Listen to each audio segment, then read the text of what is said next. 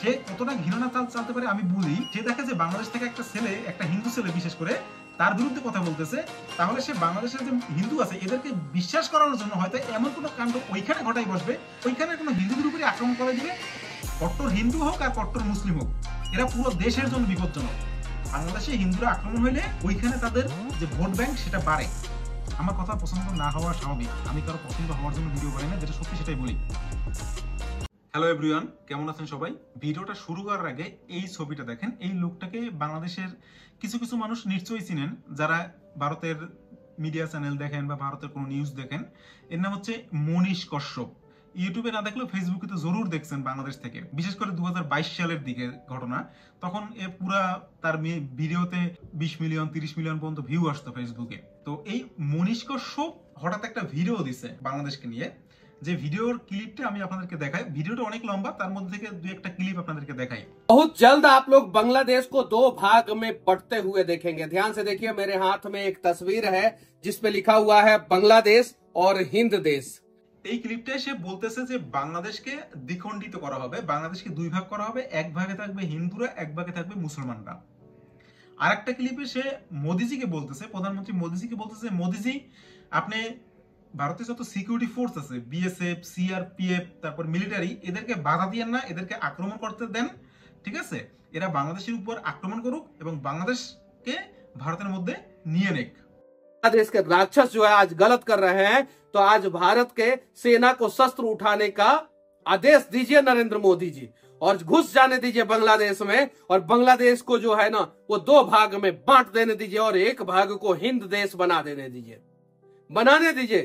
और इसमें जो है किसी को रोकने की जरूरत है। इंडियन आर्मी को, बीएसएफ को, पैरामिलिट्री फोर्सेस को, नेवी को, वायुसेना को, सबको आदेश दीजिए कि घुसे बांग्लादेश में और सबक सिखाए बांग्लादेश को। और ये भाग जो है बांग्लादेश का जो है, ये भाग जो है बांग्लादेश का, ये पूरा भाग को जो है ना वो हिंद देश बना दिया जाए, पूरा का पूरा भाग को हिंद देश बना दिया जाए।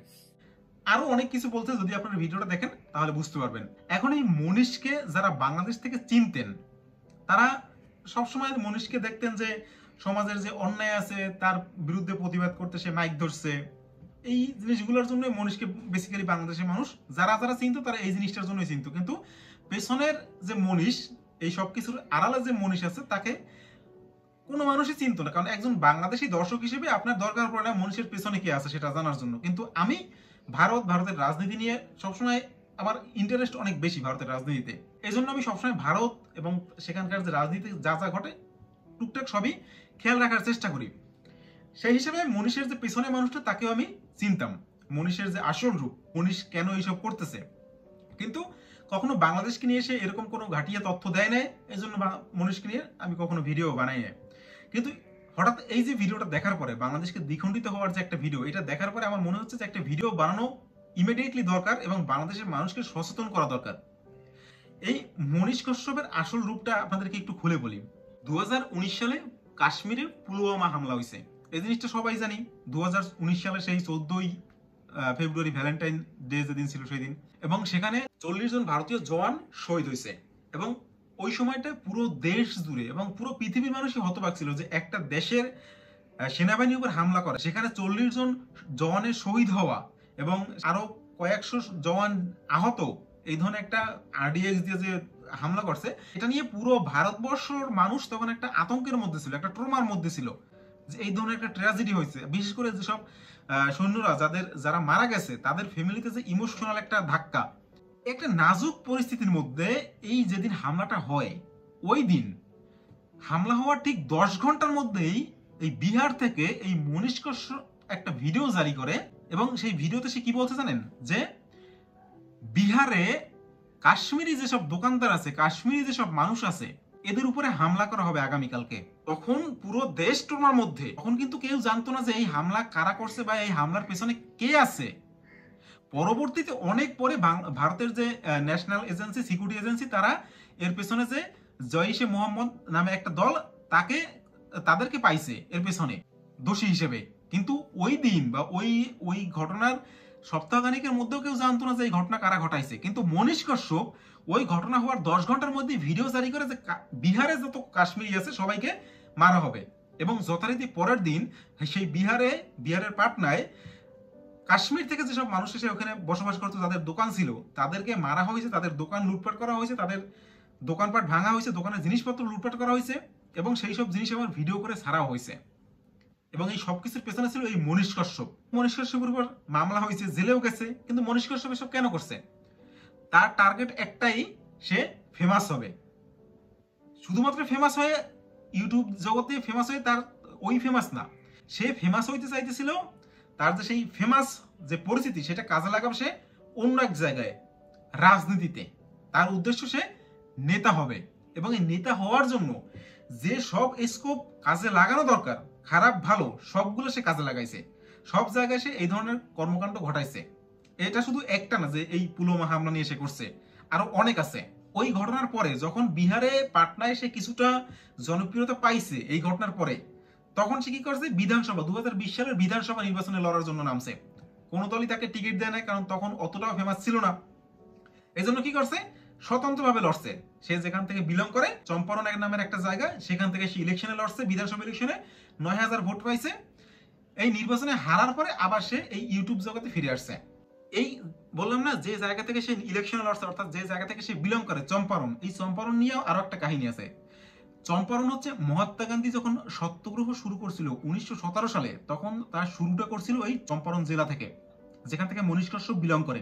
আর এই সত্যগ্রহর 100 বছর পূর্তি উপলক্ষে 2017 সালে সেই চম্পারণে অনেক বড় একটা অনুষ্ঠানের আয়োজন করা হয়। কিন্তু তার আগেই 2016 সালে সেই চম্পারণের নাম পত্রিকার হেডলাইনে উঠে আসে একটা ছেলের জন্য, এবং সেই ছেলেটা হচ্ছে মনীষ কশ্যপ। মনীষ কশ্যপ একটা ভিডিও জারি করে, সেই ভিডিওতে তার আরো দুজন বন্ধুকে দেখা যায়, এবং সেই ভিডিওতে বলতেছে যে আমরা মহাত্মা গান্ধীর হত্যাকে শোক দিবস হিসেবে মানাই না, আমরা সেখানে খুশি মানাই।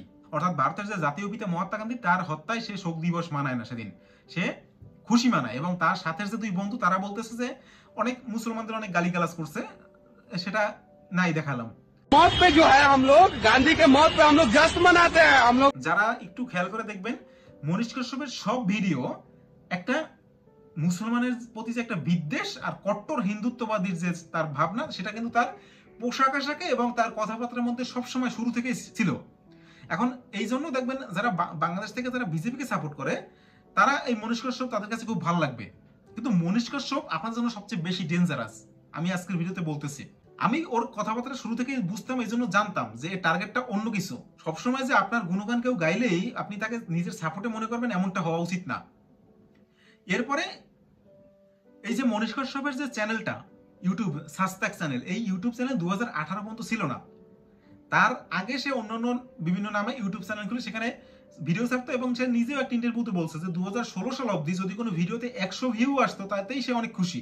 2018 সালে এই সাস্তাক একটা চ্যানেল খোলা হয়, এবং এই সাস্তাক চ্যানেলের যে আসল খেলা, সেটা উদ্ঘাটন করছে বিবিসি ভারতের, বিবিসি ইন্ডিয়ার একজন সাংবাদিক, যার নাম হচ্ছে নীরজ প্রিয়দর্শী। সে নিজের উদ্যোগে এই সাস্তাকের পেছনের যে খেলা, সেটা উদ্ঘাটন করার চেষ্টা করছে।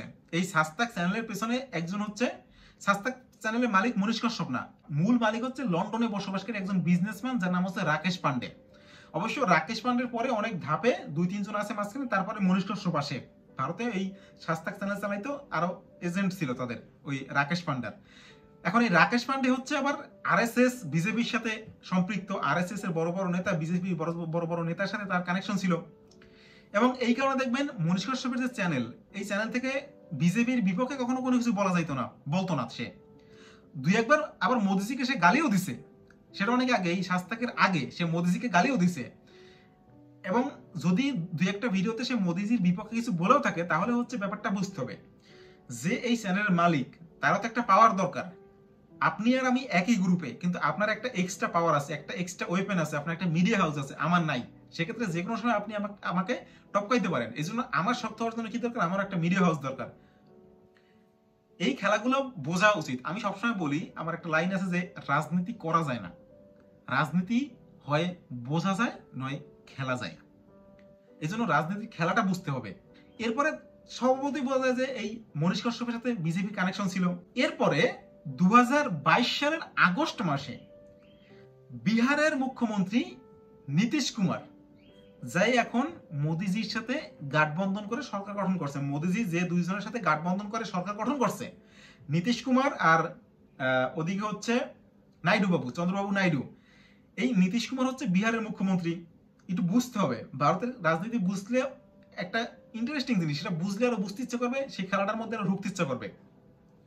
2022 সালেও মুখ্যমন্ত্রী ছিল এই নীতিশ কুমার এবং বিজেপির সাথে গাঠবন্ধনে ছিল, কিন্তু হঠাৎ এই নীতিশ কুমার পোল্টি মারে বিজেপির সাথে সে গাঠবন্ধন ভঙ্গ করে দেয়, যোগ দেয় লালু যাদবের সাথে, মানে লালু যাদবের ছেলে তেজস্বী যাদবের সাথে। এখন এই তেজস্বী আর নীতিশ এই দুজনের সরকার, এটা হচ্ছে 2022 সালের আগস্টে, 2024 ইলেকশন আসতেছে সামনে, বুঝতে হবে ওই সময়। এখন বিজেপি যদি 2024 ইলেকশনে বিহারে জিততে হয় বা বিহারে সরকার গঠন করতে হয়, তাহলে একা সেটা কখনোই পসিবল না। হয় এই লালু যাদবের পার্টি আরজেডি অথবা আরজি, যে কোনো দুইটা পার্টির সাথে গাঠবন্ধন করতে হবে। এখন লালু যাদবের পার্টি বা তেজস্বী পার্টি তা কখনোই মোদিজির সাথে বা বিজেপির সাথে গাঠবন্ধন করবে না। করলে একমাত্র করতে পারে নীতিশ কুমার, কারণ সবচেয়ে পাল্টি খাওয়ার স্বভাব হচ্ছে, ভারতীয় রাজনীতিতে সবচেয়ে পাল্টি খাওয়া নেতা হচ্ছে এই নীতিশ কুমার। আর ওই টাইমটায় তামিলনাড়ুর যে মুখ্যমন্ত্রী MK স্টালিন, এবছর নির্বাচনে সেই হয়েছে MK স্টালিনে তামিলনাড়ুতেও বিজেপি প্রবেশ করতে পারবে না কোনো কারণে। সেখানে MK স্টালিন হচ্ছে সবচেয়ে বড় দল, ওইখানে স্থানীয় দল, স্থানীয় নেতা, যেমনটা হচ্ছে পশ্চিমবঙ্গের মমতা ব্যানার্জি, তৃণমূল কংগ্রেস, তৃণমূল যেমন পশ্চিমবঙ্গে ঢুকতে পারে না, পশ্চিমবঙ্গে তৃণমূল কংগ্রেস সবচেয়ে শক্তিশালী, এইরকম তামিলনাড়ুতেও সেখানে শক্তিশালী দল হচ্ছে MK স্টালিনের দল। এখন এই স্টালিনের দল MK স্টালিন আর এদিকে হচ্ছে বিহারের নীতিশ তেজস্বী, এরা আস্তে আস্তে এক হওয়া শুরু করছিল যে 2024 যখন ইন্ডিয়া গাঠবন্ধন, সবাই এক হয়ে যখন লড়বে, তখন এই MK স্টালিন আর নীতিশের মধ্যে খুব ভালো সম্পর্ক ছিল, বিহারের সরকার আর তামিলনাড়ু সরকারের মধ্যে। ওই সময়টায় হঠাৎ একটা গন্ডগোল শুরু হয়। গন্ডগোলটা কি, যে বিহারের যে পরিযায়ী যে কর্মী আছে, অর্থাৎ দিনমজুর যারা আছে, এরা তামিলনাড়ুতে মার খাচ্ছে। কেন খাচ্ছে? কারণ তাদের মুখের ভাষা হচ্ছে হিন্দি। এরকম একটা নিউজ হঠাৎ পুরো ভারতবর্ষ জুড়ে ভাইরাল হয় এবং সেখানে অনেকগুলো ভিডিও ভাইরাল হয়, যেখানে দেখা যাচ্ছে যে বিহারের যে মজদুর আছে তাদেরকে পেটাচ্ছে বা তাদেরকে মারছে, তাদের ব্যান্ডিজ করা, নাক মুখে ব্যান্ডিজ করা, একটা রুমের মধ্যে আটকানো এবং সেখানে ইন্টারভিউ নিচ্ছে মনীশ কশ্যপ। সত্যি কথা হচ্ছে আমার কাছেও মনীশ কশ্যপের কিন্তু সর্বপ্রথম সেই ভিডিওটাই সামনে আসে 2022 সালে, এবং সেখান থেকে সে মোটামুটি পুরো ব্লাস্ট হয় তার চ্যানেল। ভিডিওগুলো দিয়ে অনেক মানুষের কাছে সে পৌঁছাইছে। সেখানে অনেক ভিডিও আছে যেখানে দেখা যাচ্ছে যে বিহারের মানুষকে পেটাচ্ছে তামিলনাড়ুর মানুষরা। এই ধরনের অনেক ভিডিও যখন ভাইরাল হয়, তখন তামিলনাড়ু সরকার বারবার বলতেছে যে এরকম ঘটনা তামিলনাড়ুতে ঘটতেছে না, আমরা আমাদের নজরে নাই। কিন্তু আসল উদ্দেশ্য হচ্ছে বিহারের মানুষকে ব্রেন ওয়াশ করা। বিহারের মানুষকে তখন বলা হচ্ছিল, মানে ব্যাপারটা নিউজটা এমনভাবে মডিফাই করে তাদেরকে দেওয়া হচ্ছিল যে দেখো বিহারের মানুষ, তোমরা দেখো তোমাদের সরকার যে তামিলনাড়ুর সাথে যে গাঠবন্ধন করতে চাচ্ছে বা তাদের সাথে ভালো সম্পর্ক রাখতে চাচ্ছে বা রাখতেছে, এর পরিবর্তে তো আমরা কি পাচ্ছি, আমাদের তো মারতেছে তামিলনাড়ুর মানুষ। এই একটা মেসেজ ব্রেন ওয়াশ করে বিহারের মানুষদের দেওয়ার চেষ্টা করছিল, কিন্তু সেটা শেষ পর্যন্ত সফল হয় নাই। এই কারণে, কারণ যে সেই জিনিসগুলো, সেগুলো যে ফলস ছিল, সব একটা ফেক ভিডিও ছিল এবং সেগুলো যে সব সাজানো ছিল, এই জিনিসটা লিক হয়ে যায়। ওই যে ভিডিওগুলো, ওগুলো মনীশ কশ্যপ নিজে করছে, এটা একটা পুরো স্ক্রিপ্টেড ছিল। এমন না যে মনীশ কশ্যপের নিজের মনে হয়েছে আর চালাইতেছে, এমন না। এটা পুরো একটা প্ল্যান ছিল, দুইটা রাজ্যের মধ্যে, দুইটা রাজ্যের সরকারকে পতন করার জন্য একটা প্ল্যান ছিল। এখন এই প্ল্যান কোন দিক থেকে আসতে পারে সেটা আপনারা নিশ্চয়ই ভালো বুঝেন, এতটুকু তো অন্তত বুঝেন যে কোত্থেকে আসতে পারে। এটা মনীশ কশ্যপের একার দায় ছিল না, কিন্তু মনীশ কশ্যপ সবার সামনে ছিল। সেই এই বিহারে এই জিনিসগুলো অ্যারেঞ্জ করছে, মানুষগুলোকে আনছে, তাদেরকে স্ক্রিপ্ট পড়াইছে, টাকা দিছে, অভিনয় করাইছে, এবং হয় না ব্লুপার, যে জিনিসগুলো কাট হয়ে গেছে, ক্যামেরা রয়ে গেছে, এই জিনিসগুলো যখন লিকড হয়ে গেছে, যে এগুলো তো সবই একটা রুমের মধ্যে বসে করা হয়েছে বিহারেরই, অর্থাৎ বিহারে বসেই সেই ভিডিওগুলো বানাইছে এবং বলতেছে যে এই ভিডিওগুলো হচ্ছে তামিলনাড়ুতে বসে করা, তামিলনাড়ুর মানুষ এদেরকে মারতেছে, অথচ বিহারে বসেই বানানো, সবকিছু বিহারে বসেই করা।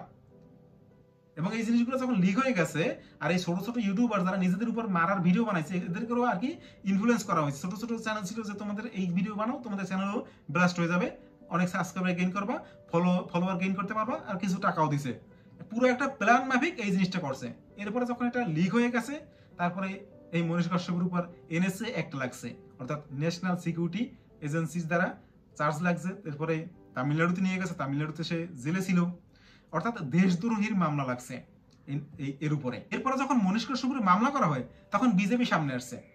বিজেপির যে মনীশ কশ্যপের উপর কেন মামলা দেওয়া হয়েছে, হ্যাঁ, এরা একটা প্রোপাগান্ডা চালানো শুরু করছে। এরপর মনীষ কাশ্যপ জেল থেকে বের হয়েছে, বের হওয়ার পরে বিজেপিতেই যোগদান করছে। সে আগে থেকেই বিজেপির প্রোপাগান্ডা একটা সাংবাদিক, সেটা সবাই জানা। এখন আর কি প্রকাশ্যে বিজেপিতে যোগদান করছে, তাকে মালা পরাইছে হচ্ছে রিঙ্কি কি পাপা, হ্যাঁ, এই যে মনোজ তিওয়ারি। এবং ইনিও কিন্তু বিহারের বিজেপির একজন, দিল্লির বিজেপির একজন মন্ত্রী। দিল্লির ওনার আসন হচ্ছে দিল্লিতে। ওনার ভাষণের সাথে ওনার ফানি ভিডিওগুলো চাইলে আপনারা দেখতে পারেন, যে নিজে কতটা ফানি ভিডিও উনি দিতে পারে, একজন সাংসদ হিসেবে কতটা ফানি হইতে পারে, ওনার ভিডিও দেখলে বুঝতে পারবেন। এখন এই হচ্ছে মনীষ কাশ্যপের কাহিনী। জানি না এই পর্যন্ত ভিডিওতে কয়জন দেখতেছেন। মনীষ কাশ্যপের কাহিনী বলতে বলতে অনেক লম্বা হয়ে গেছে ভিডিওটা। এই মনীষ কাশ্যপ এখন বাংলাদেশ নিয়ে লাগছে। সে বলতেছে বাংলাদেশকে দ্বিখণ্ডিত করা হবে, অর্থাৎ তার যে মুসলিম বিদ্বেষী যে মনোভাব, সেটা কিন্তু এই ভিডিওর মধ্যে একদম স্পষ্ট দেখা যায়। মনীষ কাশ্যপ সে খুবই ভিকটিম কার্ডও যেমন খেলে, খুবই ঘাটিয়া চাল চালতে পারে। যারা মনীষ কাশ্যপকে ভাই মনে করেন, যে হিন্দুরা, যে আপনাদের উপর আওয়াজ, আপনাদের জন্য আওয়াজ তুলতেছে, ভুলেও এই চিন্তা করেন না। মনীষ কাশ্যপের কাছে আপনি একটা সংখ্যা ছাড়া কিছুই না, আপনি কিছুই না মনীষ কাশ্যপের দ্বারা। তার দরকার ভিউ, ফেমাস, সে ওইখানে রাজনীতি করবে, নেতা হবে, এই হচ্ছে তার টার্গেট। সে কতটা ঘৃণা চাল চালতে পারে আমি বলি, যদি সে দেখে যে বাংলাদেশ থেকে একটা ছেলে, একটা হিন্দু ছেলে বিশেষ করে, তার বিরুদ্ধে কথা বলতেছে, তাহলে সে বাংলাদেশের যে হিন্দু আছে এদেরকে বিশ্বাস করানোর জন্য হয়তো এমন কোনো কাণ্ড ওইখানে ঘটাই বসবে, যে ওইখানে কোনো হিন্দুদের উপরে আক্রমণ করে দিবে এবং বলবে যে বাংলাদেশের মুসলিমরা এসে এখানে হিন্দুদের উপরে আক্রমণ করছে। এর চাইতেও বড় ঘাটিয়া খেলতে পারে এই মনীষ কাশ্যপ। এর থেকে সাবধান হওয়া দরকার, মুসলমানদেরও সাবধান হওয়া দরকার, হিন্দুদেরও সাবধান হওয়া দরকার। এই মনীষ কাশ্যপের মতো যে মানুষ আছে, এই কট্টর হিন্দু, এই কট্টর হিন্দু, আমি শুধু কট্টর হিন্দুদের বলি না, কট্টর মুসলিম যারা আছে এদের সম্পর্কে একই কথা। কট্টর হিন্দু হোক আর কট্টর মুসলিম হোক, দুই ধরনের মানুষ এই সেম ক্যাটাগরি হতে পারে। এরা খুবই বিপজ্জনক মানুষ, এরা পুরো দেশের জন্য বিপজ্জনক। এই যে মনীষ কাশ্যপের মতো মানুষ বা এদের ওই আইডিওলজির যে মানুষগুলো আছে, এরা এই বাংলাদেশে হিন্দুদের উপর আক্রমণ হইলে, মুসলমান দ্বারা, সংখ্যাগরিষ্ঠ দ্বারা যদি আক্রমণ হয়, তাহলে তারা সামনে এসে যতই নাকি কান্না কান্দুক, এরা মনে মনে খুশি হয়। কেন জানেন? কারণ বাংলাদেশে হিন্দুরা আক্রমণ হইলে ওইখানে তাদের যে ভোট ব্যাংক সেটা বাড়ে। এখন কেন বাড়ে এত খুলে তার বলার সম্ভব না, বুঝলে বুঝলে, না বুঝলে তেজপাতা। সুতরাং এইসব মনীষ কাশ্যপের মতো মানুষ দিয়ে এদের কথায় পড়বেন না। এরা আপনাকে, হিন্দুদের বলছি, এরা আপনি হিন্দু, তাতে আপনার ওই মনীষের কিচ্ছু যায় আসে না। মনীষের দরকার একটা, সেটা হচ্ছে পাওয়ার, ক্ষমতা, আর হচ্ছে ফেম আর টাকা।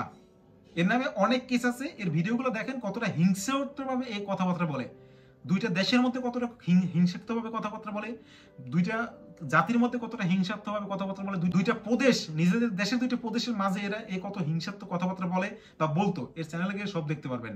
মুসলিম ভাইদের বলছি, এই মনীষ কাশ্যপ যে বাংলাদেশকে দ্বিখণ্ডিত করা নিয়ে ভিডিও বানাইছে, এই ভিডিওতে কেউ নজরে দিয়েন না। কারণ হচ্ছে এই ভিডিও ও নিজে বানাইছে, ও নিজের থিওরি থেকে বলছে।